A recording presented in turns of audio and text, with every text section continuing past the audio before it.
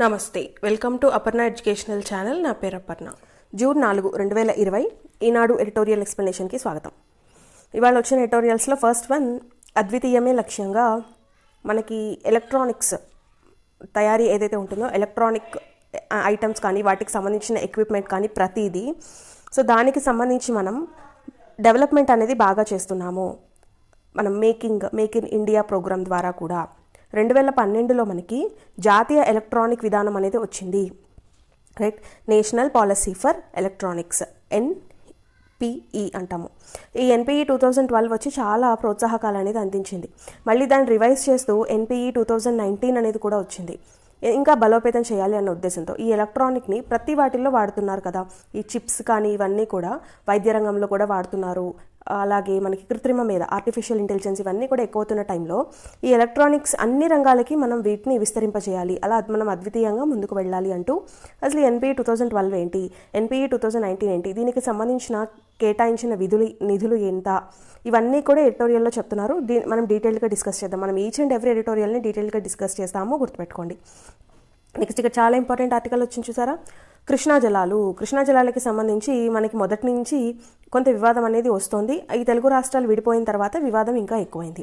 ఇప్పుడు పోతిరెడ్డిపాడు ప్రాజెక్ట్ అని కొత్తగా గవర్నమెంట్, కొత్తగా ఏం కాదు, ఆల్రెడీ ఉంది, దాన్ని బలోపేతం చేయాలనుకుంటున్నారు. 44,000 క్యూసెక్కుల నీటి నుంచి 80,000 క్యూసెక్కుల దాకా దాని కెపాసిటీ అనేది పెంచాలనుకుంటోంది ఏపీ గవర్నమెంట్. సో దానికి సంబంధించి తెలంగాణ అనేది కంప్లైంట్ ఇచ్చింది, ఇదిగో మాకు తగ్గిపోతుంది, మాకు కావాల్సిన కెపాసిటీ తగ్గిపోతుంది అని చెప్పి. అది కృష్ణ జల వివాదాల తీర్చే బోర్డు అనమాట. సో అది KRMB అంటాము, కృష్ణా రివర్ మేనేజ్మెంట్ బోర్డ్. అలాగే GRMB, Godavari river management boards అని. ఈ బోర్డ్స్ అన్నీ కూడా ఎపెక్స్ కౌన్సిల్ అంటాం కదా మనం, ఎపెక్స్ కౌన్సిల్ కింద ఉంటాయన్నమాట ఒక్కొక్క దానికి. ఈ ఎపెక్స్ కౌన్సిల్ అనేది అల్టిమేట్ అథారిటీ. దేనికి, ఏదైనా రెండు రాష్ట్రాల మధ్య అంతర్రాష్ట్ర జల వివాదాల గురించి వచ్చినప్పుడు అల్టిమేట్గా చెప్పేది ఎవరు? Apex council.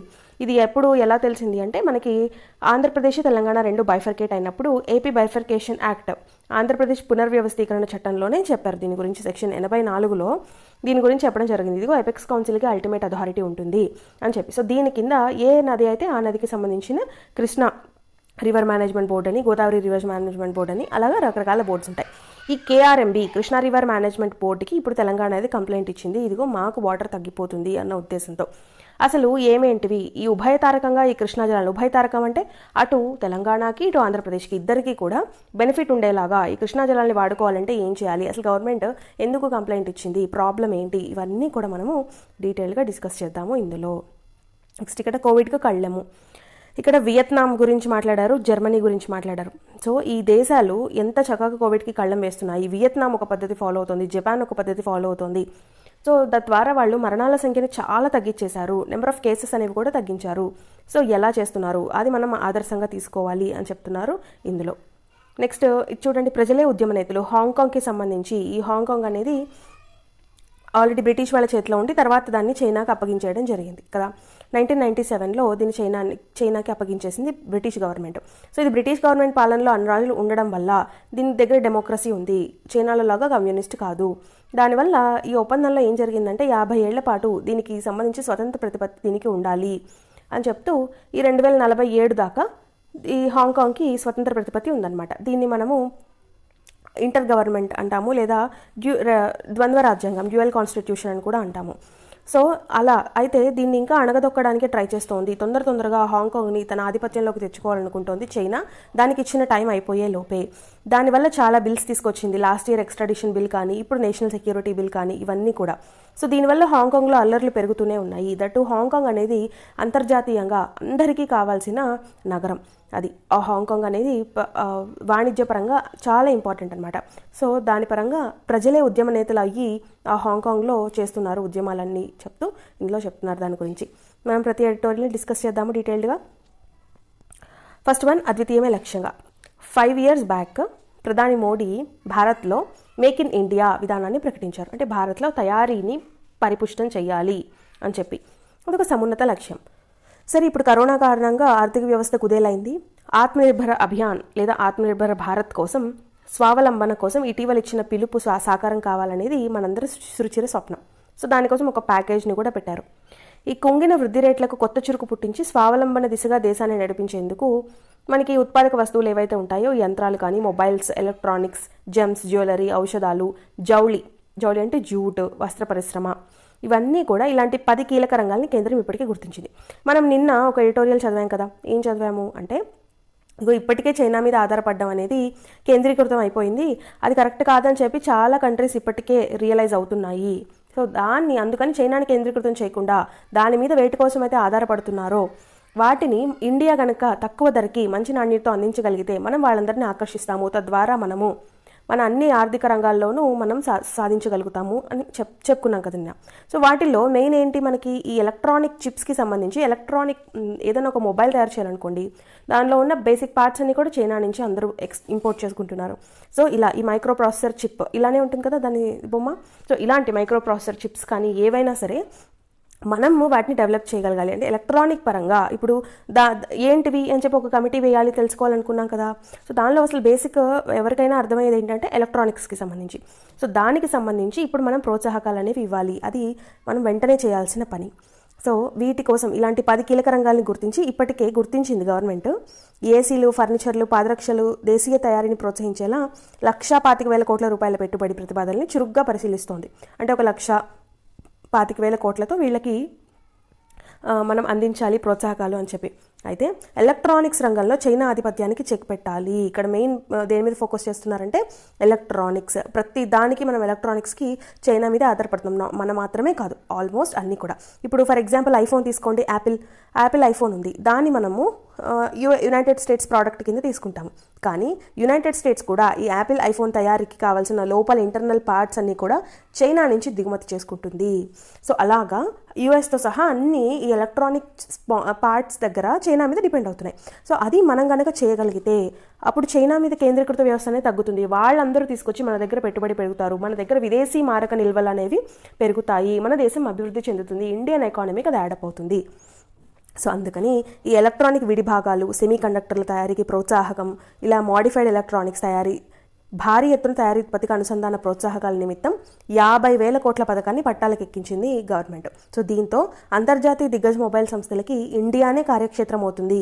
సో వచ్చే 5 ఏళ్లలో ఎంత 8 లక్షల కోట్ల విలువైన మొబైల్స్ ఉత్పత్తికి, మొత్తం ఎంత 8 లక్షల కోట్ల విలువైన మొబైల్స్ ఉత్పత్తికి 5.89 లక్షల కోట్ల ఎగుమతులు బాట పడతాయని చెప్పి తెలుస్తోంది. 20 లక్షల మందికి ఉపాధి వస్తుంది దీని ద్వారా. అందుకని కేంద్రం ఆశిస్తోందన్నమాట. 2012 నాటి జాతీయ ఎలక్ట్రానిక్స్ విధానం మనం ఇందాక చెప్పుకున్నాం కదా, national policy of electronics NPE 2012, అలాగే NPE 2019. NPE 2012లో ఫస్ట్ ఈ ఎలక్ట్రానిక్ వాటికి ఎంకరేజ్ చేయడానికి పాలసీ అనేది 2012లో స్టార్ట్ అయితే 2019లో దాన్ని ఇంకా బలోపేతం చేసి 2,14,000 కోట్ల విలువైన 33 కోట్ల చరవాణులు.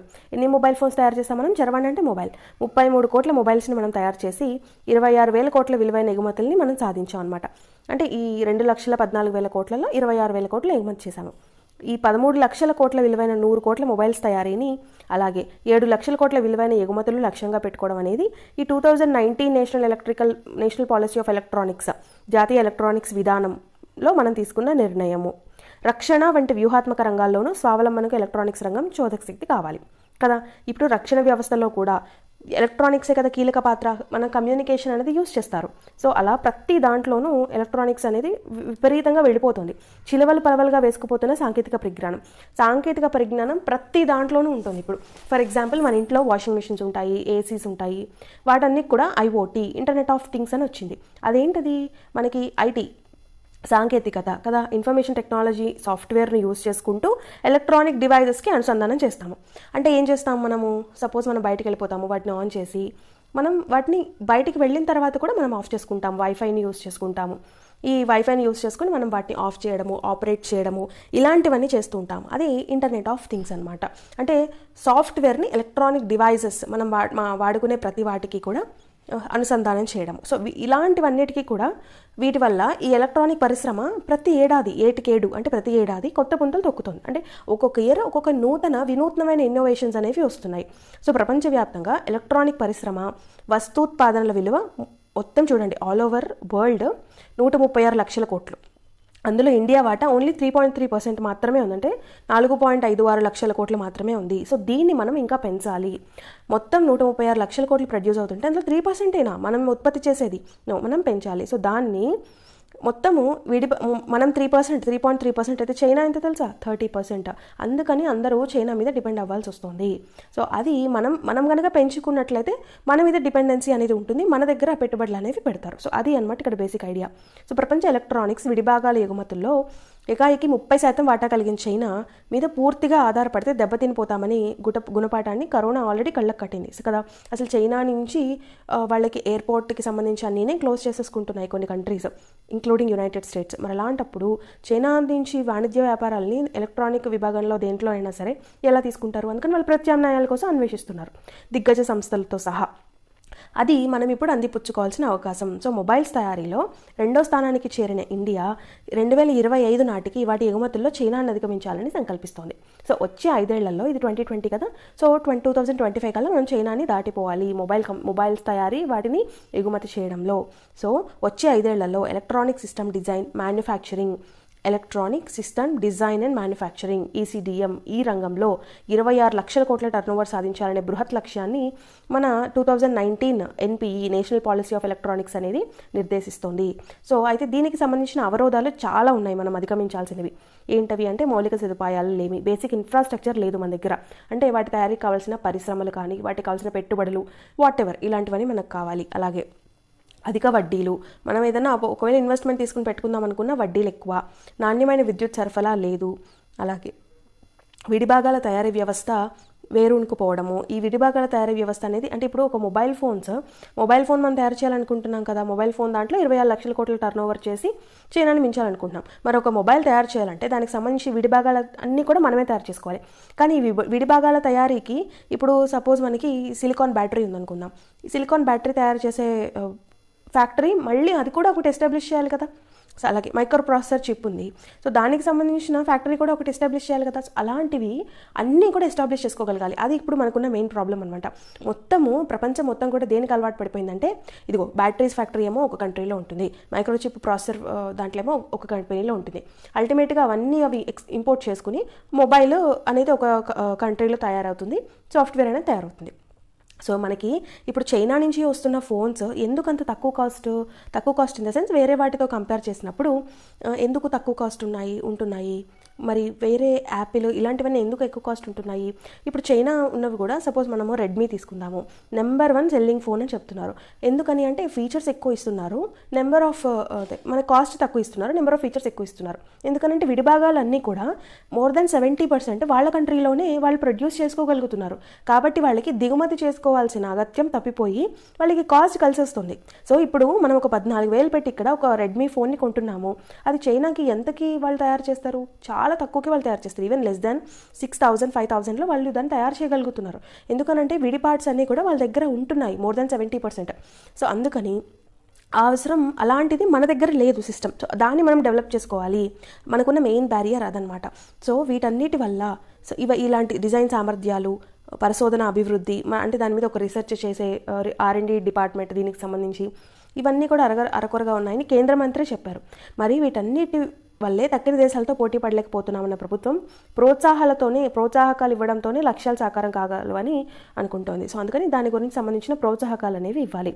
5G, 5th జనరేషన్ కానీ, IoT మనం ఇందాక మాట్లాడుకుని ఇంటర్నెట్ ఆఫ్ థింగ్స్ కానీ, సెన్సార్స్ కానీ, ఇప్పుడు మొత్తం సెన్సార్స్ మీదే నడుస్తుంది కదా. ఇప్పుడు మనం ఆఫీస్కి వెళ్తున్నప్పుడు డోర్ దానంతట అదే ఓపెన్ అయిపోతుంది, క్లోజ్ అవుతుంది. మనం దగ్గరికి వెళ్ళినప్పుడు అంటే సెన్సార్ ఉంటుంది. అలా అన్నీ కూడా ఇప్పుడు ఫైర్ అలార్మ్స్ ఉంటాయి, ఫైర్ స్ప్రింక్లర్స్ ఉంటాయి, ఫైర్ వచ్చినప్పుడు వాటర్ స్ప్రింకిల్ అవుతూ ఉంటుంది. మనం అన్ని సాఫ్ట్వేర్ కంపెనీస్లో చూస్తాము. అంటే ఏంటవి? అవన్నీ కూడా సెన్సార్సే కదా. సో అలాంటివి. అలాగే ఆర్టిఫిషియల్ ఇంటెలిజెన్స్, ఇప్పుడు ప్రతి దాంట్లో మనము అలెక్సా అని మాట్లాడుతున్నాము, అమెజాన్ అలెక్సా కానీ చాలా వరకు. అంతెందుకు ఇప్పుడు మన గూగుల్ అసిస్టెంట్ ఉంది కదా మన ఫోన్లో, గూగుల్ అసిస్టెంట్ ఎవరది? గూగుల్ అసిస్టెంట్ అని చెప్పి మనకు అన్నీ చెప్తూ ఉంటుంది కదా. మనం ఏదైనా ఒక ఇమేజ్ ఉంది మన ఫోన్లో, సపోజ్ ఒక ప్లాంట్ ఇమేజ్ ఉందనుకుందాము, ఆ ప్లాంట్ ఏంటో మనకు తెలియట్లేదు. అప్పుడు మనం ఏం చేస్తాము, గూగుల్ లెన్స్ అని ఉంటుంది మనకి కింద ఆప్షన్స్లో. ఆ గూగుల్ లెన్స్ మీద మనందరి స్మార్ట్ ఫోన్లో ఉంటుంది. అది గూగుల్ లెన్స్ మీద క్లిక్ చేయగానే గూగుల్ కళ్ళద్దాలు పెట్టుకుని చూస్తుంది అనమాట. గూగుల్ లెన్స్ అంటే మీనింగ్ అదే కదా. So that is artificial intelligence, right? So ఆ ప్లాంట్ ఏంటి, వెంటనే ఆ ప్లాంట్ నేమ్, దాని గురించి సంబంధించిన డీటెయిల్స్, కొంత డీటెయిల్స్ అంతా కూడా మనకి గూగుల్లో వస్తూ ఉంటుంది. సో ఇదంతా కూడా ఏంటది, ఆర్టిఫిషియల్ ఇంటెలిజెన్స్, కృత్రిమ మేధ. సో అలా ప్రతి విషయంలోనూ ఉంది కదా. అలాగే మెషిన్ లెర్నింగ్ కానీ, వర్చువల్ రియాలిటీస్ ఇప్పుడు మనం అన్ని చోట్ల చూస్తున్నాం వర్చువల్ రియాలిటీస్. నిన్న కూడా మనం ఒకటి అనుకున్నాం కదా, వర్చువల్ రియాలిటీస్లో ఎక్స్పోర్ట్స్కి సంబంధించిన వస్తువులన్నీ కూడా వర్చువల్ రియాలిటీలో ప్రపంచవ్యాప్తంగా వెళ్తున్నాయి. కోవిడ్ వల్ల ఫ్లైట్స్ అన్నీ క్యాన్సిల్ అయిపోయాయి. నిన్న మెయిన్ ఎడిటోరియల్లో ఇదే చదివాం కదా, ఎగుమతులు దిగుమతులకి సంబంధించి. సో అది ఒక ఎగ్జాంపుల్ వర్చువల్ రియాలిటీకి. అలాగే డ్రోన్స్, ఇప్పుడు చిన్న డ్రోన్స్ దగ్గర నుంచి పెద్ద పెద్ద డ్రోన్స్ వరకు అన్నిట్లో యూస్ చేస్తున్నారు. ఇప్పుడు సపోజ్ చిన్న డ్రోన్స్ తీసుకోండి, మన పెళ్ళిళ్ళల్లో ఆఖరికి ఫోటోగ్రాఫర్స్ కూడా డ్రోన్స్ని యూస్ చేస్తున్నారు. ఇలా తీసుకొస్తుంటే పైనుంచి తీయడం దగ్గర నుంచి. మొన్న మనకి మిడతల దాడి వచ్చినప్పుడు ఒక 4-5 డేస్ బ్యాక్ కూడా వాటి మీద రసాయనాలు అవి స్ప్రింకిల్ చేయడానికి కూడా డ్రోన్స్ని యూస్ చేశారు. వాటిని దిగుమతి చేసుకుంది కూడా గవర్నమెంట్. సో అలాంటివి. అలాగే రోబోటిక్స్ మనం చాలా వాటిలో యూస్ చేస్తున్నాము. ఫోటోనిక్స్, ఇలాంటి వాటిల్లో అంకుర పరిశ్రమల సృజనల్ని ప్రోత్సహించాలి. అంకుర పరిశ్రమలు అనేవి రావాలి ఎక్కువగా. సో ఇలాంటివన్నీ కూడా జాతీయ విధానంలో మోడీ సర్కార్ పేర్కొంది మనకి నేషనల్ పాలసీ ఆఫ్ ఎలక్ట్రానిక్స్ 2019లో. సో అందుకని ఈ చిప్ డిజైనింగ్ మనకి, అలాగే వైద్యం, ఆటోమోటివ్, విద్యుత్, వ్యూహాత్మక రంగాల్లో కూడా ఎలక్ట్రానిక్స్ విస్తృతి. మనం ఎలక్ట్రానిక్స్ కేవలం మొబైల్స్కే పరిమితం కాకుండా ఈ చిప్ డిజైన్స్ కానీ, అలాగే ఎలక్ట్రానిక్స్ యూసేజ్ ఇన్ మెడికల్ ఫీల్డ్లో కానీ, ఆటోమోటివ్ ఫీల్డ్లో కానీ, అలాగే కరెంట్ ఫీల్డ్లో కానీ, అలా మిగిలిన వ్యూహాత్మక, డిఫెన్స్, వీటన్నిటిలో కూడా ఈ విస్తృతిపై ప్రత్యేక దృష్టి పెట్టాలన్న సంకల్పానికి ధీటుగా కేంద్ర ప్రభుత్వం కార్యాచరణ బహుముఖమైతే, సో ఓన్లీ మొబైల్సే కాకుండా మిగిలిన అన్ని విషయాల్లో కూడా బహుముఖంగా ఆలోచించాలి. అప్పుడు దేశ స్థిర పురోగమానికి బాటలు పడతాయి. సో మనం ఏదైనా ఒక ప్రాబ్లం వచ్చినప్పుడు దానిలో కూడా ఏదో ఒక దారి కనపడుతుంది. ఇప్పుడు మనకు అనిపించిన దారి ఏంటి అంటే, కోవిడ్ వల్ల ఒక రకంగా చైనా మీద కాకపోతే కొంతైనా వ్యతిరేకత అనేది వచ్చింది అన్ని దేశాలకి, ఎస్పెషల్లీ దిగ్గజ దేశాలైన యునైటెడ్ స్టేట్స్ కానీ, జపాన్ కానీ, ఇవన్నీ కూడా, ఆస్ట్రేలియా. మరి అలాంటప్పుడు అవి చైనా మీద కేంద్రీకృతం అయ్యాయి, అవి కూడా డిపెండ్ అయ్యాయి కదా. సో ఆ డిపెండెన్సీని అవి పోగొట్టుకోవాలనుకుంటున్నాయి. సో దానికోసం అవి ప్రత్యామ్నాయాలు వెతుక్కోవాలనుకుంటున్నాయి. అప్పుడు మనం దాన్ని ఆకర్షించగలగాలి. సో ఒక రకంగా ఇది మనకి కోవిడ్ కూడా ఒక రకమైన అవకాశాన్ని కల్పించింది అని అనుకుని దీన్ని మనం మన దేశ పురోగతికి ఎలా ఉపయోగపడుతుంది అనేది చూడాలి. సో అదే అందులో చెప్తున్నారు. నెక్స్ట్ ఇక్కడ చూడండి, ఉభయతారకంగా కృష్ణా జలాలు. మనకి శ్రీశైలం ప్రాజెక్ట్ నుంచి ఇప్పుడు ఇక్కడ ఫోటోలో చూపించారు చూసారా, శ్రీశైలం ప్రాజెక్ట్. సో ఈ శ్రీశైలం ప్రాజెక్ట్లో ఈ బ్యాక్ వాటర్ ఉన్నాయి కదా, ఈ లెవెల్ ఎంతైతే ఉందో అది సపోజ్ ఒక 854 అంత లెవెల్ రీచ్ అయినప్పుడు మాత్రమే మనకి బ్యాక్ వాటర్, అంటే వాటర్ అనేది స్టేబుల్గా ఉండి అంత వెనక్కి ఫ్లో అయ్యేంత, అంటే మనం రిజర్వాయర్ అంటే ఏంటి, అది ఆపుతాం కదా అక్కడ, ఆనకట్ట కట్టి, సో అది ఉంటుంది. ఆ వాటర్ని యూస్ చేసుకుంటాయి ఈ శ్రీకాకుళం. యూస్ చేసుకునేవి ఏంటవి, మన ఆంధ్రప్రదేశ్ కింద ఉన్న రాయలసీమ, ఈ ప్రాంతాలన్నీ కూడా ఈ బ్యాక్ వాటర్ని యూస్ చేసుకుంటాయి. సో ఆ బ్యాక్ వాటరే ఎక్కడికి వస్తుందంటే ఈ పోతిరెడ్డిపాడు ప్రాజెక్టు కన్నా ముందర ఇంకొకటి ఉంటుంది. సో దాని పేరు ఏంటంటే సంగమేశ్వరం. ఈ సంగమేశ్వరం దగ్గర ఆపి దాన్ని అక్కడి నుంచి పోతిరెడ్డిపాడు ప్రాజెక్ట్కి దాన్ని తరలించి అక్కడి నుంచి అన్నిటికీ రాయలసీమలో ఉన్న ప్రాంతాలన్నిటికీ కూడా విస్తరింపజేయాలనుకుంటున్నారు ఈ ఆంధ్రప్రదేశ్ గవర్నమెంట్. సో దానికి సంబంధించి తెలంగాణ అనేవి కొంత వ్యతిరేకత అనేది వ్యక్తం చేసింది. సో అది ఎలా సానుకూలపరచుకోవాలి అనేది ఇందులో చెప్తున్నారనమాట. మనకి కృష్ణా నది అనేది ఎక్కడ స్టార్ట్ అవుతుంది, కృష్ణా నది పుట్టుక ఎక్కడ ఉంటుంది, మహారాష్ట్రలో ఏ ప్రాంతంలో కృష్ణానది పుట్టుకుంటుంది. సో కృష్ణానది పుట్టుక మహారాష్ట్రలో ఏ ప్రాంతంలో ఉంటుందో మీరు నాకు కామెంట్ సెక్షన్లో ఇవ్వండి, ఓకేనా. నెక్స్ట్ ఇక్కడ చూడండి, రోజు శ్రీశైలం ఈ బ్యాక్ వాటర్ ఏవైతే ఉన్నాయో ఇక్కడ నుంచి రోజు 3 శతకోటి ఘనపుట అడుగులు అంటే టీఎంసీస్, 3 టీఎంసీల నీళ్ళని మళ్లించేలా ఆంధ్రప్రదేశ్ కొత్తగా ఎత్తిపోతల పథకానికి శ్రీకారం చుట్టింది. అది సంగమేశ్వరం అనమాట. సో కృష్ణా జలాల వినియోగంపై వాదనలు ఇక్కడి నుంచే స్టార్ట్ అయ్యాయి. ఇలా చేస్తే కనుక ఇదిగో శ్రీశైలం ప్రాజెక్టు దగ్గర విద్యుత్ తయారీ ఉంటుంది కదా, సో దానికి వాటర్ తగ్గిపోతుందని, ఆ విద్యుత్ మీద తెలంగాణ డిపెండ్ అయ్యి ఉందని, సో ఇవన్నీ కూడా తెలంగాణ అనేది రైస్ చేస్తుందన్నమాట కన్సర్న్స్. సో ఈ పథకాన్ని చేపట్టడంతో పాటు ఈ సంగమేశ్వరం ప్రాజెక్టుతో పాటు ఈ పోతిరెడ్డిపాడు హెడ్ రెగ్యులేటర్ ద్వారా నీటిని మళ్లించే కాలువ సామర్థ్యాన్ని 44,000 క్యూసెక్కుల నుంచి 80,000 క్యూసెక్కులకు విస్తరించడాన్ని వ్యతిరేకిస్తూ తెలంగాణ కృష్ణానది యాజమాన్య బోర్డు ఫిర్యాదు చేసింది. ఓకే, మరి అసలు ఈ పోతిరెడ్డిపాడు ప్రాజెక్ట్ని 44,000 క్యూసెక్కుల నుంచి 80,000 క్యూసెక్కులకి ఎందుకు విస్తరించారు అంటే ఇప్పుడు రోజుకి మూడు టీఎంసీల నీళ్లు మళ్లించాలి. కానీ రోజు అంటే నాట్ ఎవ్రీడే. ఎప్పుడైతే ఈ బ్యాక్ వాటర్ అవైలబుల్లో ఉంటుందో కేవలం అప్పుడు మాత్రమే చేయగలుగుతారు 3 టీఎంసీలు.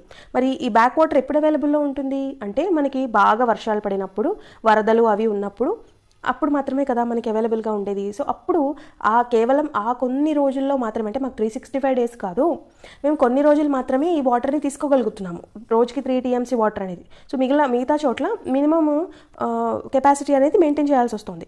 సో అందుకని ఏం చేసింది ఏపీ గవర్నమెంట్, సో దానికి మాకు దొరికినన్ని రోజులు మాత్రమే మేము ఈ 3 టీఎంసీ వాటర్ పర్ డే తీసుకోగలుగుతాం. కాబట్టి మేము ఏం చేస్తామంటే ఈ పోతిరెడ్డిపాడు ప్రాజెక్ట్ని దాని కెపాసిటీ పెంచుతాం. సో దట్ మేము వాటర్ని దొరికినంతసేపు స్టోర్ చేసుకుని పెట్టుకుంటే త్రూ అవుట్ ద ఇయర్ మేము రాయలసీమకి వాటర్ని పంపించవచ్చు అన్న ఉద్దేశంతో. సో ఈ 44,000 క్యూసెక్కుల నుంచి అందుకని మేము 80,000 క్యూసెక్కులు స్టోర్ చేసుకునే విధంగా మేము కాలువ సామర్థ్యాన్ని అలాగే రిజర్వాయర్ సామర్థ్యాన్ని మేము పెంచుతాం. కాలువని బాగా ఎక్స్టెండ్ చేస్తున్నారనమాట. సో దాన్ని మేము పెంచుతాము అని చెప్తున్నారు. సో దీనికి సంబంధించి వివాదాలు వాదనలు వచ్చాయి.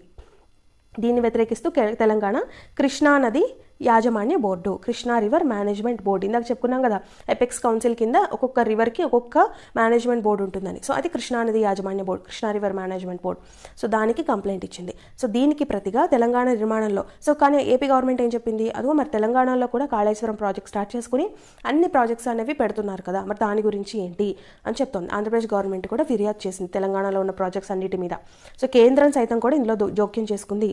శ్రీశైలం ప్రాజెక్టు కేంద్రంగా ఇప్పుడు చర్చలు ప్రారంభమైనట్టు. అంటే శ్రీశైలం ప్రాజెక్టుకి ఏమైనా ప్రాబ్లం వస్తుందా దీనివల్ల అన్న ఉద్దేశంతో. అందుకని ఇక్కడ మనకి ఇమేజ్లో కూడా శ్రీశైలం ప్రాజెక్ట్ ఇమేజ్ ఇచ్చారనమాట.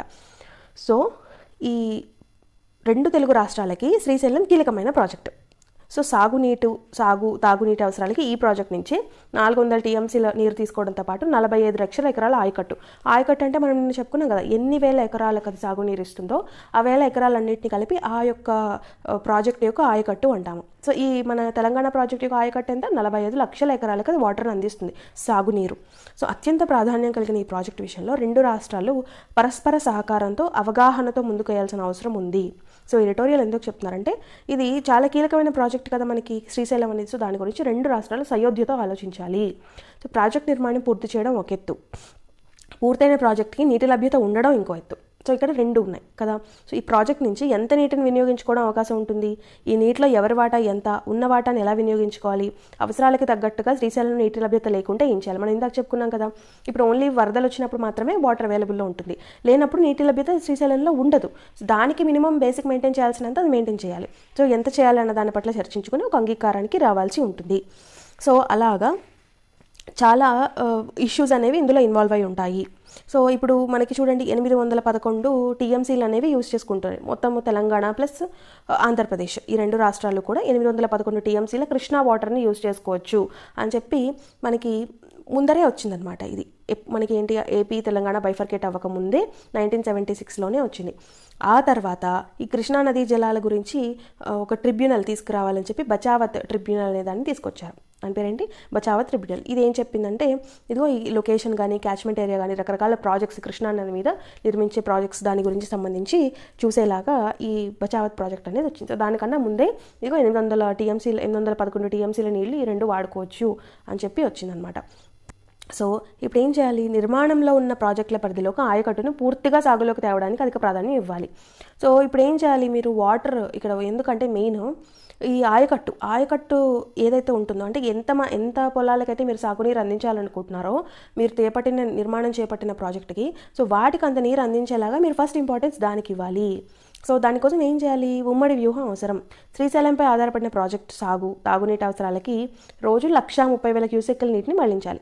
శ్రీశైలం మీద ఏవైతే ఆధారపడి ఉన్నాయో వాటి మీద. సో ఇప్పటికే వినియోగంలో ఉన్న నిర్మాణం జరుగుతున్న విస్తరణ, సో వీటిలో ఏ రకంగా అయినా సరే ఉన్న ప్రాజెక్ట్స్ అన్నీ కలిపి ఆ మేరకు నీరు అవసరం. అంటే ఈ శ్రీశైలం నుంచి ఆధారపడినవి సాగు భూములు అయితే ఏంటి, మంచినీరు అయితే ఏంటి, మిగిలిన చిన్న చిన్న ప్రాజెక్ట్స్ అయితే ఏంటి, అవన్నీ కూడా కలిపి 130,000 క్యూసెక్కులు అనమాట. సో అంత నీరు అనేది శ్రీశైలం నుంచి కావాలి. ఇందులో ఇప్పటికే నీటిని తీసుకుని ఇందులో పోతిరెడ్డిపాడు కూడా ఇన్వాల్వ్ అయి ఉందన్నమాట. పోతిరెడ్డిపాడు హెడ్ రెగ్యులేటర్, హంద్రనీవా, కల్వకుర్తి ఇవన్నీ కూడా పాలమూరు రంగారెడ్డి, శ్రీశైలం ఎడమగట్టు, దిండి ఎత్తిపోతులు, వెలిగొండ ఇవన్నీ కూడా ఇందులో ఇన్వాల్వ్ అయ్యే ఉన్నాయి. సో దీంతో పాటు తాజాగా పోతిరెడ్డిపాడు, ఇప్పుడు ఈ ఉన్న పోతిరెడ్డిపాడు హెడ్ రెగ్యులేటర్ కెపాసిటీని పెంచుతూ 40,000 క్యూసెక్కుల నుంచి 80,000 క్యూసెక్కులకి పెంచారనమాట. సో అందుకని ఇదిగో ఇప్పుడు ఉన్న దాంతో ఇంకా పెరుగుతుంది కదా అని చెప్పి ఇప్పుడు వివాదం వచ్చింది. సో దీంతో పాటు తాజాగా పోతిరెడ్డిపాడు ద్వారా 44,000 క్యూసెక్కుల నుంచి 80,000 క్యూసెక్కుల మేర నీరుని మళ్లించేందుకు ప్రతిపాదిత, అంటే ఇప్పుడు దాన్ని ప్రపోజ్ చేశారు, ఇంప్లిమెంట్ చేయడానికి అక్కడ ఆల్రెడీ కార్యాచరణ జరుగుతోంది. సో ఈ శ్రీశైలం కుడి ప్రధాన కాలువ కూడా ఉంది. సో వరద ప్రవాహం ఉన్నప్పుడు ఈ ప్రాజెక్టులు నీటిని తీసుకోవడానికి ఎటువంటి సమస్య ఉండదు. ఇప్పుడు అదే చెప్తుంది కదా ఏపీ గవర్నమెంట్ కూడా, మాకు వరద బాగా ఉన్నప్పుడు, వాటర్ బాగా ఉన్నప్పుడు మాకు ఏం ప్రాబ్లం ఉండదు, కానీ వాటర్ లేనప్పుడు మేము అక్కడ మినిమం మెయింటైన్ చేయాలి కాబట్టి మాకు వాటర్ తీసుకునే ఇది ఉండదు, ఫెసిలిటీ ఉండదు. సో వరద లేనప్పుడు కేవలం శ్రీశైలంలో ఉన్న నిల్వల్నే వినియోగించుకోవాల్సి వచ్చినప్పుడు సమస్యలు ఉత్పన్నం అవుతున్నాయి. సో అందుకని శ్రీశైలం మీద ఆధారపడిన ప్రాజెక్టులకు నీటిని వదలటమే కాదు, నాగార్జున సాగర్, కృష్ణా డెల్టా అవసరాలకు కనీసం 180 టీఎంసీల విద్యుత్పత్తి ద్వారా దిగువకు వదలాల్సి ఉంది. సో అందుకని వీటన్నిటిని పరిగణలోకి తీసుకుని శ్రీశైలం ప్రాజెక్టు మీద ఒత్తిడి పెరిగిపోతుంది. సో ఈ ప్రాజెక్టుపై ఒత్తిడి పెరగడం అంటే రెండు రాష్ట్రాల అనవసరంగా చిన్న వాటి కోసం రెండు రాష్ట్రాలు ఒత్తిడిని తెచ్చుకుంటాయి అనమాట. అంటే అసలుకే ఎసరు వస్తుంది అంటారు కదా, అలా అవుతుందన్నమాట. సో మరోవైపు శ్రీశైలం సామర్థ్యం 264 టీఎంసీల నుంచి 217 టీఎంసీలకి పడిపోయింది. సో ఈ ప్రాజెక్టుతో కనీస నీటి మట్టము 834 అడుగుల దిగువన 54 టీఎంసీలు ఉంటుంది. సో దీనికి పైన ఉన్న 161 టీఎంసీలు శ్రీశైలం మీద ఆధారపడిన ప్రాజెక్టులుగా 2 వారాలకి సరిపోతాయి. మరి మిగిలిన పరిస్థితి ఏంటి? సో అందుకని ఇక్కడ ప్రాబ్లం అనమాట. విద్యుత్పత్తి ద్వారా నాగార్జున సాగర్ ఆయకట్టు అవసరాలు తీర్చాలి, అలాగే సాగునీటికి జూన్ వరకు నిల్వ ఉంచుకోవాలి. వీటన్నిటిని పరిగణలోకి తీసుకుని రెండు రాష్ట్రాలు కలిసి ఒక విధానాన్ని రూపొందించుకోవాలి. ఇప్పుడు బచావత్ ట్రిబ్యునల్ అనేది వేశారు కదా. సో ఈ బచావత్ ట్రిబ్యునల్ ఉమ్మడి ఆంధ్రప్రదేశ్కి 811 టీఎంసీలు కేటాయించింది. సో ఇందులో ఆంధ్రప్రదేశ్కి ఏమో 512 టీఎంసీలు, తెలంగాణ ఏమో 299 టీఎంసీలు ప్రస్తుతం వాడుకుంటున్నాయి. సో ఈ బచావత్ కమిటీ తర్వాత ఇంకో కమిటీ వేశారు కృష్ణా నదీ జలాల మీద రిపోర్ట్ కోసం. దాని పేరు ఏంటంటే బ్రిజేష్ కుమార్ కమిటీ. సో ఈ బ్రిజేష్ కుమార్ ట్రిబ్యునల్ ఏమో 2013లో ఇచ్చిన తీర్పులో ఏం చెప్పిందంటే, ఎగువన ఉన్న మహారాష్ట్ర, కర్ణాటక మరో 254 టీఎంసీలు ఎక్కువగా వాడుకునే అవకాశం ఉంది. సో అక్కడ కూడా డిమాండ్ అనేది పెరుగుతోంది అని చెప్పిందనమాట. సో బచావత్ ట్రిబ్యునల్ కేటాయింపులను కాపాడడానికి సరిహద్దులో 442 టీఎంసీలు వచ్చేలాగా చూడాలి మనం. సో అందుకని మిగిలిన 360 టీఎంసీలు రెండు తెలుగు రాష్ట్రాల్లో అందుబాటులోకి వస్తాయి. కానీ అంటే ఈ 442, 369 కలిపితే మనకి రావాల్సిన, అంటే రెండు తెలుగు రాష్ట్రాలకి కలిపి రావాల్సిన 811 టీఎంసీలు అవుతాయన్నమాట. సో అలాగా మిగిలిన ఈ రెండు రాష్ట్రాల్లోకి గడిచిన కొన్ని సంవత్సరాలుగా నీటి లభ్యత లెక్కలోకి తీసుకుంటే కృష్ణాలో తెలుగు రాష్ట్రాల్లో నీటి లభ్యత తగ్గిపోయింది. అంటే మనకి మినిమం అవైలబుల్లో ఉండాల్సిన ఈ 369 టీఎంసీలు మనకి అవైలబుల్లో ఉండట్లేదు. సో అందుకని మనకి రావాల్సినంత 811 టీఎంసీలు రావట్లేదు. కాబట్టి కర్ణాటకలో ఉన్న ఆల్మట్టి డ్యామ్ నుంచి కానీ, భీమా నుంచి కానీ, ఇది మహారాష్ట్ర నుంచి స్టార్ట్ అయ్యి కర్ణాటక వచ్చి తెలంగాణ, ఏపీలోకి వచ్చి అటు నుంచి బే ఆఫ్ బెంగాల్లో కలిసిపోతుంది దివిసీమ దగ్గర. సో ఇలా 4 రాష్ట్రాల నుంచి వెళ్తుంది కదా మనకి కృష్ణా నది. సో అలా కర్ణాటక ఆల్మట్టి నుంచి భీమా, తుంగభద్ర నుంచి విడుదల చేసి తుంగభద్ర మధ్యలో వచ్చి కలుస్తుంది. ఈ నీటిపైన శ్రీశైలం ప్రాజెక్టుకి ముందరే వచ్చి కలుస్తుంది. సో రెండు తెలుగు రాష్ట్రాలు ఎక్కువగా ఆధారపడాల్సి ఉంటుంది. సో ఎందుకంటే పైనుంచి వచ్చే ఆల్మట్టి డ్యామ్ నుంచి వచ్చేది, భీమా నది నుంచి వచ్చేది, తుంగభద్ర నుంచి వచ్చే వాటర్. సో కృష్ణాలో ఉన్న కేటాయింపులో ఎవరికి ఎంత అన్న దానిపై ప్రస్తుతం బ్రిజేష్ కుమార్ కమిటీ ట్రిబ్యునల్ అనేది విచారణ జరుపుతోంది. సో ఈ తీర్పు వస్తే ఎవరి వాటా ఎంత, ఏ ప్రాజెక్ట్కి ఎంత కేటాయించాల్సి ఉంటుందో తెలుస్తుంది. సో ఈ బ్రిజేష్ కుమార్ ట్రిబ్యునల్ తీర్పుని కేంద్రం నోటిఫై చేస్తే దాన్ని అమలు జరిగేలా చూసేందుకు ఒక బోర్డు ఏర్పాటవుతుంది. ఫస్ట్ టైం బచావత్ ట్రిబ్యునల్ 75% నీటి లభ్యత ఆధారంగా చేపట్టిన ప్రాజెక్టులు, తర్వాత బ్రిజేష్ కుమార్ ట్రిబ్యునల్ ప్రకారం 65% నీటి లభ్యత కేటాయింపులు, ఈ మొత్తం కలిపి ఈ వినియోగం అనేది జరుగుతుందన్నమాట. సో ఇది కూడా బ్యాలెన్స్ చేసుకుంటూ. సో ఇలాగా ఇది చేపట్టిన ప్రాజెక్టులన్నీ కనుక పూర్తయితే ఇంకా వాటర్ డిమాండ్ అనేది పెరిగిపోతుంది. సో ఇప్పటికే మనకు ఉండాల్సిన 369 ఉండట్లేదు. ఈ 811లో మనకి బేసిక్గా ఉండాల్సిన 369 ఉండట్లేదు. ఇప్పుడు ప్రాజెక్ట్స్ అన్నీ కంప్లీట్ అయితే ఇంకా ఉండవు కదా. సో అందుకని మెయిన్ ప్రాబ్లం అనమాట. సో వీటన్నిటిని పరిగణలోకి తీసుకుని దీర్ఘకాలంలో ఎలాంటి సమస్యలు ఉత్పన్నం కాకుండా ఉండటానికి ఏం చేయాలో రెండు రాష్ట్రాలు కలిసి కూర్చుని మాట్లాడుకోవాలి. ఇది ఏ రాష్ట్రానికి ఆ రాష్ట్రం తీసుకోవాల్సింది కాదు. సో దీనికి సంబంధించి ప్రత్యామ్నాయాలు కూడా అన్వేషించాలి రెండు రాష్ట్రాలు కూడా. కృష్ణాలో ఉన్న అవసరాలు, నీటి లభ్యతను పరిగణలోకి తీసుకుని గోదావరి నుంచి వరద నీటిని మళ్లించడంపై తెలంగాణ, ఆంధ్రప్రదేశ్ ముఖ్యమంత్రులు ఇప్పటికే చర్చించారు 2 times. సో వీరి సూచన మేరకు రోజుకు 2 నుంచి 4 టీఎంసీల వరకు గోదావరి వరద నీటిని కనుక శ్రీశైలానికి మళ్లిస్తే రెండు రాష్ట్రాల ఇంజనీర్లు ఎలా ఉంటుంది, సో అది కూడా కొంత అడ్వాంటేజ్ ఉంటుంది కదా అని చెప్పి ఇప్పటికే రెండు రాష్ట్రాల ఇంజనీర్లు అనే వాళ్ళు ప్రపోజ్ చేశారు ఈ విషయాన్ని. అయితే ఆ దిశగా ఏమాత్రం ముందడుగు అనేది ఇంకా పడలేదు. సో ఇరు రాష్ట్రాలు సంయుక్తంగా చేపట్టినా లేదా వేరువేరుగా ఆయా రాష్ట్రాల నీటిని మళ్లించినా ఈ మళ్లించిన నీటిని ఎలా వినియోగించుకోవాలన్న దానిపై మళ్ళీ ఇంకొక ప్రాబ్లం తీసుకురాకుండా ఇప్పుడు గోదావరి నీటిని 4 టీఎంసీలు మళ్లిస్తాము అంటున్నారు కదా శ్రీశైలంకి, మళ్ళీ ఆ 4 టీఎంసీల్లో కూడా కొట్టుకోకుండా మళ్ళీ దాని మీద కూడా మనం ముందే ఒక అవగాహన తెచ్చుకోవాలన్నమాట. సో అలాగా గడిచిన కొన్ని సంవత్సరాలుగా ప్రత్యేకించి ఆల్మట్టి నిర్మాణం అనంతరం కర్ణాటకలో శ్రీశైలం వరకు నామమాత్రంగానే వస్తుందన్నమాట వాటర్. సో ఆగస్టు మొదటి వారానికి కానీ శ్రీశైలంలో మట్టం పెరగట్లేదు. అంటే రైనీ సీజన్ స్టార్ట్ అయ్యాక కూడా ఒక 1 మంత్ 1.5 మంత్ తర్వాత కానీ. సో గోదావరిలో జూన్ 2వ వారానికే వరద నీరు అందుబాటులో ఉంటుంది. అందుకని జూలై ఆఖరు లేదా ఆగస్టు 2వ వారం వరకు నీటిని మళ్లించి వినియోగించుకోవచ్చు. అంటే మనకి శ్రీశైలం వాటర్లో ఆగస్ట్ ఎండింగ్ వరకు వాటర్ పెరగట్లేదు కదా, కానీ గోదావరిలో జూన్ 2nd వీక్లోనే పెరిగిపోతుంది. అందుకని ఈ జూన్ 2nd వీక్ నుంచి ఆగస్ట్ లాస్ట్ వీక్ వరకు ఈ గోదావరి వరద నీరు ఏదైతే ఉంటుందో దాన్ని సముద్రంలో కలవకుండా మళ్లించి వాడుకోవచ్చు కదా, అది ఇక్కడున్న ప్లాన్ అనమాట. సో కాబట్టి జూలై ఆఖరు 2వ వారం వరకు ఈ నీటిని మళ్లించి వినియోగించుకోవచ్చు. ఈ సమయంలో శ్రీశైలంలో తక్కువ మట్టంలో నీటి నిల్వ ఉండి గోదావరి నుంచి మళ్లించిన నీటిని 2 రాష్ట్రాలు ఏ ప్రాజెక్టు ఎంత తీసుకోవాలో ముందుగా దాన్ని నిర్ణయించుకోవాలి. సో ఇలా నిర్ణయించుకుని నీటిని తీసుకోవడానికి ప్రస్తుతం ఏర్పాటు చేసుకున్న సరిపోకపోతే ప్రత్యామ్నాయాలను అన్వేషించాలి. ఎందుకంటే శ్రీశైలం కనీస మట్టం దిగువ నుంచి నీటిని తీసుకునే అవకాశం ప్రస్తుతం హంద్రనీవా, కల్వకుర్తి, పాలమూరు, శ్రీశైలం ఎడమగట్టు సొరంగం ప్రాజెక్టులకు మాత్రమే ఉంది. సో అందుకని ఇలాంటి అంశాలన్నింటినీ కూడా పరిగణలోకి తీసుకుని 2 రాష్ట్రాలు కలిసి కూర్చొని చర్చించుకుని ఎటువంటి వివాదాలకు తావు లేకుండా ముందడుగు వేయడమే శ్రేయస్కరమైన విషయం అని చెప్పి ఈ ఎడిటోరియల్ చెప్పింది. అందుకని ఉభయతారకంగా కృష్ణా జలాలు ఎలా యూజ్ చేసుకోవాలి, అవసరమైతే గోదావరి వరద నీటిని కూడా ఇంట్లో కొంచెం మళ్లించి కృష్ణా వాటర్లోకి శ్రీశైలం ప్రాజెక్టులోకి వాడుకోవచ్చు, అది ఇందులో చెప్తున్నారు. ఓకే, ఇక్కడ చూడండి ఈ దేశాలు కోవిడ్ని ఎలాగా నయం చేస్తున్నాయి అంటూ ఫస్ట్ ఇక్కడ వియత్నాం గురించి చెప్తున్నారు, అలాగే తర్వాత జర్మనీ గురించి చెప్పారు. సో ఈ సార్స్ ఎప్పుడైతే 2003లో కూడా సార్స్ వచ్చింది కదా, సివియర్ అక్యూట్ రెస్పిరేటరీ సిండ్రోమ్, ఆ సార్స్ని కూడా విజయవంతంగా కట్టడి చేసింది వియత్నాం. సో ఇప్పుడు COVID-19 రావడానికి ఉన్న వైరస్ పేరేంటి, SARS-2 దాని పేరు, అంటే severe acute respiratory syndrome 2. So అది దీని పేరు, అంటే COVID-19కి కారణమైన వైరస్ పేరు. సో అది గుర్తుపెట్టుకోవాలి, ఏదన్నా మనకి ఎగ్జామ్స్లో రావచ్చు. సో ఈ ఆర్థిక మాంద్యం వియత్నాం చాలా బాగా అరికట్టగలిగిందనమాట కరోనాని. సో దానివల్ల ఏమైందంటే కోవిడ్ని వేగంగా నియంత్రించడం వల్ల విద్యాసంస్థలు, పరిశ్రమలు మళ్ళీ తెరుచుకుంటున్నాయి. అందుకని ఆర్థిక మాంద్యం ముప్పు అనేది ఆ దేశానికి అంత ఎక్కువ ఉండకపోవచ్చు అని చెప్పి ఆర్థిక శాస్త్రవేత్తలు కూడా చెప్తున్నారు. సో ఏం చేసింది వియత్నాం మరలా చేయడానికంటే, ఫిబ్రవరిలో ఎప్పుడైతే ఫస్ట్ కరోనా కేసు నమోదైందో వెంటనే లాక్డౌన్ పెట్టేసింది. అంటే వెరీ ఫస్ట్ కేసుకి లాక్డౌన్ పెట్టేసింది. నెక్స్ట్ 3 months పాటు విద్యార్థులు ఇంటి పట్టునే ఉన్నారు. అలాగే మిగిలిన ఆగ్నేషియా దేశాలు ఇంకా కొంచెం ఆలోచిస్తున్నాయి లాక్డౌన్ పెట్టడానికి. అప్పుడు వియత్నాం ఆల్రెడీ పెట్టేసి మెయిన్ ఏం చేసిందంటే ఫస్ట్ లాక్డౌన్ పెట్టిన ఫస్ట్ డే నుంచి అది ఈ ఎయిర్పోర్ట్ గేట్స్ని క్లోజ్ చేసేసింది. అంటే బయట దేశాల నుంచి వచ్చే ప్రయాణికుల్ని క్వారంటైన్ చేసేసింది చాలా. అంటే గవర్నమెంటే తన సొంత ఇదితో చేసేసింది అనమాట. చైనా నుంచి ఎటువంటి పర్యాటక బృందాలు కానీ వ్యాపార ప్రతినిధి వర్గాలు కానీ తన గడ్డపైకి అసలు అడుగు పెట్టనివ్వలేదు. సో అందుకని చైనాకు రాకపోకలను బంద్ చేసేసింది వియత్నాం. అలాగే సైనిక దళాలు, పౌర బృందాలు ఇవన్నీ కూడా ట్రేసింగ్ బాగా చేసింది. మనం టిట్ అని చెప్తాం కదా, ట్రేసింగ్, అదే ఐసోలేషన్, ట్రీట్మెంట్ అని చెప్పి. సో అలాగా అదే టెస్టింగ్, ఐసోలేషన్, ట్రీట్మెంట్. ఇక్కడ ఏం చేసిందంటే ట్రేస్ చేసి కంటైన్మెంట్లోకి పెట్టేసింది వాళ్ళందరినీ కూడా. సో అలాగే అలా ట్రేస్ చేయడానికి ఎవరిని యూజ్ చేసింది, వాళ్ళ యొక్క సైనికుల్ని కూడా యూజ్ చేసింది, సైనిక దళాలని, పౌర బృందాలని కూడా యూజ్ చేసింది. సో అలాగా అమెరికా, సాటి ఐరోపా దేశాలతో పోలిస్తే జర్మనీలో ప్రాణాంతక కేసులు, మరణాలు చాలా తక్కువ. సో కరోనాపై విజయంలో జర్మనీకి కూడా 3 అంశాలు ఉన్నాయన్నమాట. ఏం చేసింది జర్మనీ కూడా, ఆరోగ్య రక్షణ వ్యవస్థ కరోనా రాకముందే కూడా పటిష్టంగానే ఉంది జర్మనీలో. అలాగే కావాల్సినంత మంది డాక్టర్స్ ఉన్నారు. దానికి జనాభా తక్కువ, 8.3 కోట్ల జనాభా. అలాగే 10 లక్షల పరీక్షలు చేయసాగింది పర్ డేకి 10 లక్షల పరీక్షలు. సో అలాగే నెలకి 50 లక్షల యాంటీబాడీ పరీక్షలు అనేవి చేసింది. సో ఇలా చేయడం వల్ల కూడా జర్మనీ అనేది బాగా తీసుకొచ్చింది. ఇక్కడ 3 దేశాల గురించి చెప్తున్నారు కదా, ఇదిగో కోవిడ్కు కళ్ళెం. ఈ 3 దేశాలు ఏంటవి, Vietnam, Germany, Japan. So VGJ ఈ 3 గురించి చెప్తున్నారు. సో ఇక్కడ మళ్ళీ జపాన్ గురించి కూడా చెప్తారు. జపాన్ తీరే వేరు. జపాన్ ఏం చేసింది, కరోనా కేసులు 10ల సంఖ్యలోకి పడిపోయాయి. దానిలో అక్కడ అత్యయిక పరిస్థితి అంటే లాక్డౌన్ ఎత్తేస్తున్నారు. అత్యయిక పరిస్థితి అంటే 144 సెక్షన్, దాన్ని ఎత్తేస్తున్నారు.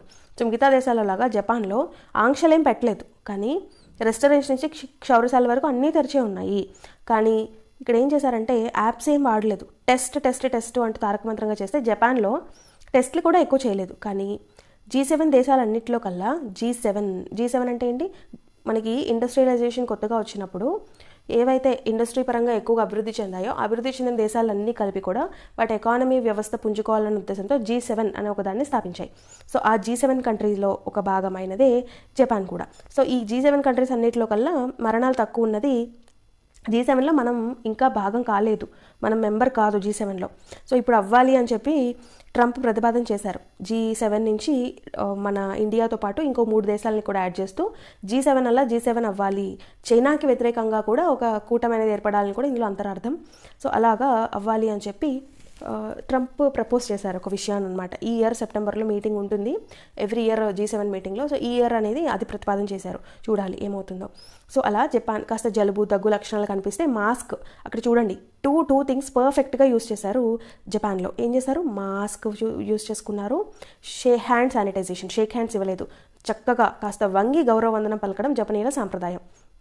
సో అలాగా ఇవి రెండే చేశారు. సో ఇప్పుడు మనకి ఇది ఒక ఆదర్శం అనమాట. ఏంటంటే మాస్క్ లేకుండా ఎవ్వరూ బయటకు వెళ్ళొద్దు. నా చిన్న రిక్వెస్ట్ ఏంటంటే మీకు ఈ వీడియో కనుక నచ్చితే, నా ఎక్స్ప్లెనేషన్ నచ్చితే, మీరు లైక్ కొట్టకపోయినా, నా వీడియో షేర్ చేయకపోయినా, సబ్స్క్రైబ్ చేయకపోయినా, మీరు ఫస్ట్ చేయాల్సిన పని ఏంటంటే మాస్క్ మాత్రం యూజ్ చేయండి, హ్యాండ్ శానిటైజేషన్ మాత్రం చేసుకోండి ప్లీజ్. ఎందుకంటే మనతో పాటు మన చుట్టూ వాళ్ళు కూడా ఎఫెక్ట్ అవుతారు. ఇప్పుడు మన ఒక్కళ్ళమే కాదు ప్రాబ్లం ఫేస్ చేసేది, మనకి కనుక వైరస్ ఉంటే మన చుట్టూ వాళ్ళకు కూడా ఉంటుంది. చిన్నపిల్లలు ఉంటారు ఇంట్లో, పెద్దవాళ్ళు ఉంటారు. సో అలాగా అందరికీ కూడా ఇమ్యూనిటీ పవర్ అనేది ఒకేలా ఉండదు. సో అందుకని అట్లీస్ట్ ఈ పని అయినా చేయండి ఈ ఛానల్ కోసం. సో మాస్క్ యూజ్ చేయండి, హ్యాండ్ శానిటైజర్ కంపల్సరీ. మీరు బయటకు వెళ్తున్నప్పుడు మాస్క్ యూజ్ చేయండి. మీ దగ్గర మాస్క్ లేదనుకోండి, అట్లీస్ట్ జస్ట్ ఒక కర్చీఫ్కి అటు ఇటు రబ్బర్ బ్యాండ్స్ పెట్టేసి అది కూడా మాస్క్లా పెట్టుకోవచ్చు. బట్ వాట్ ఎవర్, మీరు మాస్క్ అనేది పెట్టుకుని బయటకు వెళ్ళాల్సిందే. జస్ట్ రాగానే దాన్ని ఒక 10 minutes వేడి నీళ్ళల్లో పెట్టేసి మళ్ళీ దాన్ని ఆరేయండి ఎండలో, నెక్స్ట్ డే యూస్ చేసుకోవచ్చు. లేదా మీరు 2 పెట్టుకోండి, ఒకటి ఉతుక్కోవడం ఒకటి యూస్ చేసుకోవచ్చు. సో అలాగా మాస్క్ మాత్రం కంపల్సరీ. సపోజ్ హ్యాండ్ శానిటైజర్ మీ దగ్గర అవైలబుల్లో లేదు, ఇంట్లో శానిటైజర్ అయిపోయింది అనుకోండి, జస్ట్ సింపుల్గా వంటింట్లోకి వెళ్ళి పసుపు తీసుకోండి, కొంచెం పసుపు చేతిలో వేసుకుని చక్కగా రాసేసుకుని వాష్ చేసుకోండి. శానిటైజర్ కనుక లేకపోతే అవైలబుల్లో లేదు, పసుపు లేదా ఒకవేళ నిమ్మరసం ఉందనుకోండి, నిమ్మరసం పసుపు కూడా కలుపుకొని చక్కగా వాష్ చేసేసుకోండి. మనకు కావాల్సింది ఏంటంటే అక్కడ శానిటైజేషన్ అంటే ఏంటి, క్రిములని చంపగలిగే ఏదైనా ఒక స్ట్రాంగ్ ఏజెంట్ అనేది మన చేతి మీద పడాలి, సో దట్ ఆ కోవిడ్ వైరస్ అనేది చచ్చిపోవాలి. సో అందుకని మీరు ఒకవేళ శానిటైజర్ ఉంటే వెల్ అండ్ గుడ్, శానిటైజర్ లేకపోతే హ్యాండ్ వాష్తో హ్యాండ్ చేసుకోండి, లేదు అనుకుంటే జస్ట్ ఒక పసుపు నిమ్మరసంతో కలుపుకొని అలా కూడా మీరు వాష్ చేసేసుకోవచ్చు చక్కగా. సో కనీసం ఆ పని మాత్రం ఖచ్చితంగా చేయండి, చేస్తారని నేను అనుకుంటున్నాను. మీ అభిప్రాయం కామెంట్ సెక్షన్లో ఇవ్వండి నాకు. ఓకే, అలాగా జపాన్లో క్షయ, ఫ్లూ వంటి సమస్యలను పసిగట్టేందుకు ఆల్రెడీ 50,000 మంది నర్సులకి ఎప్పుడు వాళ్ళకి శిక్షణ ఇస్తూ ఉంటారట.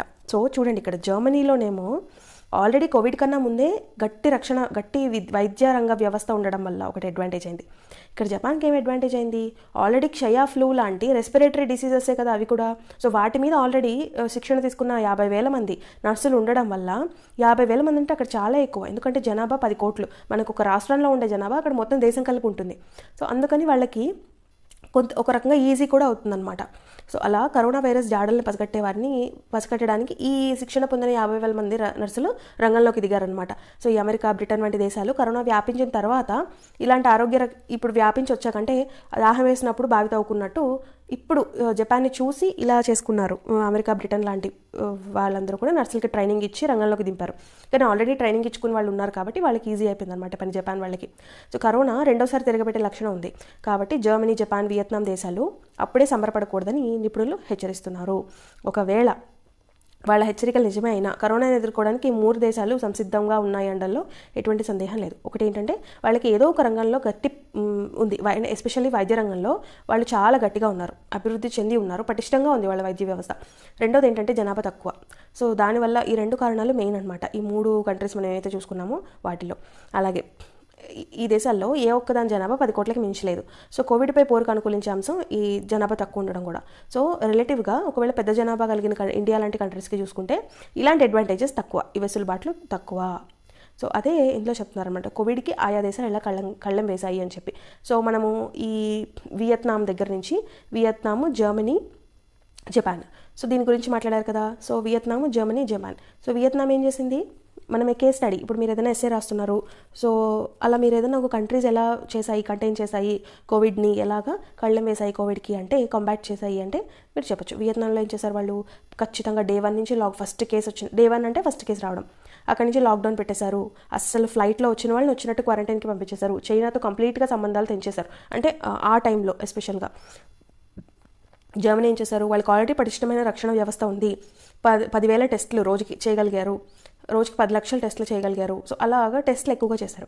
జపాన్లో ఏంటి, టెస్టులు చేయలేదు, ఏం చేయలేదు, లాక్డౌన్ ఏం ప్రకటించలేదు. కానీ జపాన్లో ఏం చేశారు, ఆల్రెడీ వాళ్ళకి 50,000 మంది నర్సులు ఉన్నారు కదా, వీళ్ళకి తీసుకున్న వాళ్ళు, కోచింగ్ తీసుకున్న వాళ్ళు ఎలాగ రెస్పిరేటరీ డిసీజెస్ అయినా ట్యూబెక్యులాసిస్, క్షయ, ఫ్లూ ఇలాంటి వ్యాధుల్లో ఉండడం వల్ల సో వీళ్ళందరినీ రంగంలోకి దింపి తొందరగా వాళ్ళని ఐడెంటిఫై చేసేసి వాళ్ళని క్వారంటైన్ చేశారనమాట. సో ఇలాగా ఒక్కొక్క దేశం ఒక్కొక్కలా ఫాలో అయింది. చాలా వరకు మరణాల రేట్ని అనేది తగ్గించేసింది. సో అలాగా మనం కేస్ స్టడీ ఏదైనా రాయాలనుకున్నప్పుడు రాయొచ్చు. సో ఇందులో మాత్రం ఈ హాంకాంగ్ ప్రజలే ఇదవుతున్నారు అని చెప్తూ మనకి ఇంటర్వ్యూ వస్తూ ఉంటుంది కదా ఎవ్రీ థర్స్డే. అలాగే ఈసారి ఈటీవీ దాంట్లో ఇంటర్వ్యూ ఇచ్చింది ఎవరంటే సివిక్ పార్టీ నేత, అక్కడ హాంకాంగ్లో సివిక్ పార్టీ నేత అయిన చట్టసభ సభ్యుడైన అల్విన్ యూంగ్. ఈ అల్విన్ యూంగ్ అనే ఆయనతో మాట్లాడారనమాట ఈటీవీ ఈనాడు పత్రిక. సో మాట్లాడినప్పుడు ఆయన చెప్పారనమాట, ఈ జాతీయ భద్రతా పరిరక్షణ ఉగ్రవాదాన్ని అణిచివేసేందుకే చట్టాన్ని ప్రతిపాదించామని చైనా చెప్తోంది. సో అంటే ఎస్ అవును, చైనా అలాగే చేస్తోంది. నెక్స్ట్, హాంకాంగ్ నిరసనల వెనక విదేశీ శక్తులు ఉన్నాయా అని చైనా అంటోంది. నో, విదేశీ శక్తులు ఏం లేవు. వాళ్ళకి ఎక్స్ట్రాడిషన్ బిల్ కానీ ఇలాంటివన్నీ కూడా ఉండడం వల్ల ప్రజలే అలా మారారు, ప్రజలే ఆందోళనకారులుగా మారి చేస్తున్నారు. అలాగే నిరసనకారుల డిమాండ్లో వేర్పాటువాదం ఉందనుకుంటున్నారా? వేర్పాటువాదం కన్నా కూడా ఇక్కడ ఏంటంటే వాళ్ళకి డెమోక్రసీ కదా. సో డెమోక్రసీలో వాళ్ళకి ఒక హామీ ఉంటుంది, ఆల్రెడీ 50 years పాటు ఉంది కదా. సో దానిపై ఈ పోలీసులు ఈ స్వతంత్ర విచారణ అనేది జరపాలి. సో అది మన ప్రజలు అడుగుతుందన్నమాట, తప్ప వేర్పాటు విధానం కాదు. సో అలాగే అమెరికా తన బాధ్యతల నుంచి తప్పుకుంటోంది, బహుళపక్ష సంస్థల నుంచి బయటకు వెళ్తోంది. ఇప్పుడు ఎగ్జాంపుల్ ఏంటి, వరల్డ్ హెల్త్ ఆర్గనైజేషన్ నుంచి అమెరికా బయటకు వెళ్ళిపోయింది కదా. సో అలాంటి బహుళపక్ష సంస్థల నుంచి బయటకు వెళ్తోంది. సో ఇలాంటి టైంలో దేశం చేస్తున్న ప్రకటనలు హాంకాంగ్కి తోడ్పడతాయా, పరిస్థితిని మరింత సంక్లిష్టంగా మారుస్తాయా అంటే రెండిట్లో ఏది జరుగుతుంది అంటే, ఇక్కడ చూడండి ఇంపార్టెంట్ థింగ్, హాంకాంగ్ అనేది అంతర్జాతీయ నగరం, ఇట్స్ ఎ గ్లోబల్ సిటీ అనమాట. భారత్తో సహా ఈవెన్ యునైటెడ్ స్టేట్స్ కానీ అన్నీ కూడా బలమైన ప్రయోజనాలు ఉన్నాయి హాంకాంగ్ నుంచి, పెట్టుబడులు ఉన్నాయి, పెద్ద సంఖ్యలో భారతీయ పౌరులు అక్కడ ఉంటున్నారు. అమెరికా ఇతర దేశాలది కూడా ఇదే పరిస్థితి. గత శతాబ్దిన్నర కాలంగా హాంకాంగ్లో విభిన్న దేశాలు పెట్టుబడులతో అనుసంధానమై ఉన్నాయి. 1992లో హాంకాంగ్కి అమెరికా ప్రత్యేక హోదా గుర్తింపు ఇచ్చింది. తర్వాత 1997లో చైనాకు అప్పగించింది. చైనా ఒక దేశం రెండు వ్యవస్థలు స్వతంత్ర ప్రతిపత్తి అంశాలను గుర్తించకపోవడంతో అమెరికా తామిచ్చిన హోదాను ఉపసంహరించుకుంటామని చెప్తోందన్నమాట. సో మేము ఏదైతే ఇచ్చామో దాన్ని ఉపసంహరించుకుంటాం. అందుకే చైనా ముందుగా జాతీయ భద్రతా చట్టాన్ని ఉపసంహరించుకుని హాంకాంగ్కు ప్రత్యేకంగా పరిగణిస్తామని ప్రపంచానికి చెప్పాలి. అది చైనా మీద ఉన్న బాధ్యత. సో ఈ శాంతియుతంగా ఆందోళనలు చేయడానికి ఏం చేస్తారు, ఆయుధాలను ఉపయోగించట్లేదా అంటే లేదు, ఎవ్వరూ ఆయుధాలను ఉపయోగించట్లేదు. 10-20 లక్షల మంది వీధులకు ఎక్కినా కూడా ప్రశాంతంగా పోరాటం చేస్తున్నారు హాంకాంగ్లో. పోలీసులు సాధారణ ప్రజలపై బాష్పవాయుగోళాలు, రబ్బర్ బుల్లెట్స్ని ప్రయోగిస్తే అప్పుడు ప్రజలకి కోపం వస్తుంది. దానివల్ల ఉద్రిక్తతలు అనేవి జరుగుతున్నాయి. గత ఏడాదిలో కూడా 2019లో కూడా మనం చూసాం అనమాట, పోలీసుల క్రూరత్వానికి సంబంధించి చాలా ఉదంతాలు ఉన్నాయి హాంకాంగ్లో. సో ఈ ప్రజల సంఘీభావం ఉంటుందా మరి హాంకాంగ్ ఉద్యమానికి అంటే, చైనా ప్రజలతో నేరుగా సంబంధాలు, చైనా ప్రజల సంఘీభావం అంటే హాంకాంగ్ ప్రజలు ఏవైతే చేస్తున్నారో దానికి, ఈ ఉద్యమానికి చైనా ప్రజలు అంటే చైనా ప్రజల మనోభావాలు తెలుసుకోవడం అనేది అంత తేలికైన విషయం కాదు. ఎందుకంటే చైనా అనేది మీడియా బయటికి రాదు, చైనాలో ఇంటర్నెట్ ఫెసిలిటీ ఉండదు, చైనాలో గూగుల్ ఉండదు. సో ఈ యునైటెడ్ స్టేట్స్కి సంబంధించినవన్నీ అది బ్యాన్ చేస్తుంది అనమాట. చైనా కమ్యూనిస్ట్ కదా, సో కమ్యూనిస్ట్ అన్నీ అలాగే ఉంటాయి. సో అలా అక్కడ అంతర్జాలాన్ని వాడుకునే స్వేచ్ఛ హాంకాంగ్ ఉంది, కానీ చైనాకు అలా లేదు. సో చైనా ప్రజల యొక్క భావాల్ని కనుక్కోవడం అనేది కొంచెం కష్టం అనమాట. సో హాంకాంగ్ ప్రజలు విశ్వసిస్తున్నారు, ఓకే చైనా వాళ్ళ మద్దతు ఉంటుందని ఆశిస్తున్నారు. హాంకాంగ్తో పోలిస్తే అక్కడ పరిస్థితి కొంచెం క్లిష్టంగా ఉంటుంది చైనాలో. సో అలాంటి పరిస్థితి హాంకాంగ్ వాళ్ళకి రాకూడదని, వాళ్ళ డెమోక్రసీని వాళ్ళు కాపాడుకోవాలనుకుంటున్నారు హాంకాంగ్ వాళ్ళు. సో అవి ఇవాళ వచ్చిన ఎడిటోరియల్స్. మీకు అన్నీ అర్థమైనాయని అనుకుంటున్నాను. మీకు ఏమైనా డౌట్స్ ఉంటే కనుక కామెంట్ సెక్షన్లో ఇవ్వండి. ఓకేనా? Thank you so much for watching. Don't waste your time. Be productive. Have a nice day. Thank you.